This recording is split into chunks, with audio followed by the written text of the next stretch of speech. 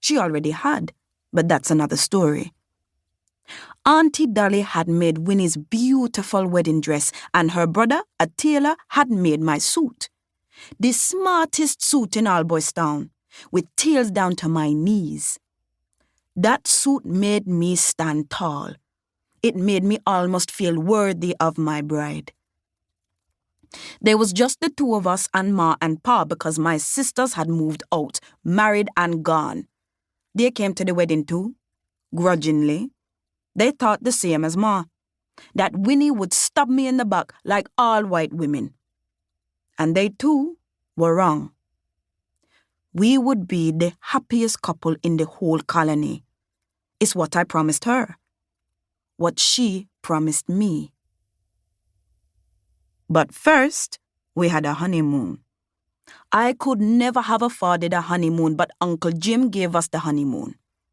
Jim Booker, my mentor and the renegade white man from the powerful Booker clan, the black sheep of the Bookers because he was on our side, the underdog side, helping the revolution to come.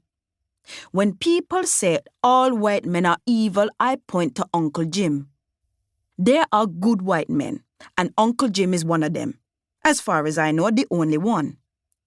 But if there is one, there can be many, because goodness is in the heart and it is a choice.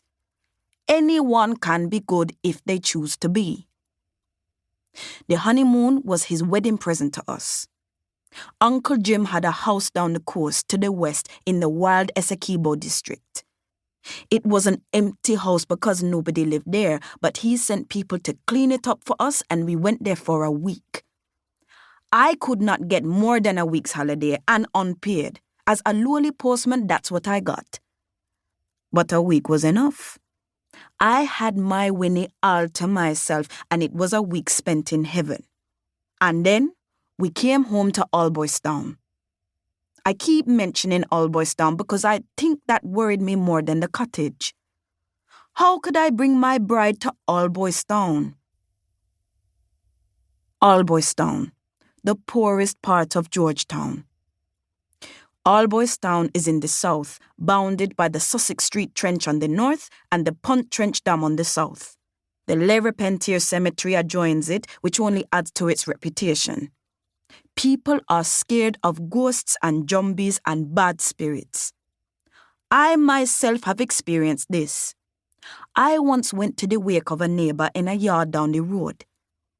In the middle of the Bible reading, something stirred in the middle of the crowd, a commotion, and a man started talking and shouting some sort of gibberish. He then threw himself to the ground, stood on his head, and danced around on his head. It was a quiet man, Mr. Gibb, a coach driver who had never behaved strangely before. Somebody threw a bucket of water over him, which made him fall on his back. A few minutes later, he got up and couldn't remember a thing. And everybody said afterwards he'd been possessed by an evil spirit from Le Repentier Cemetery.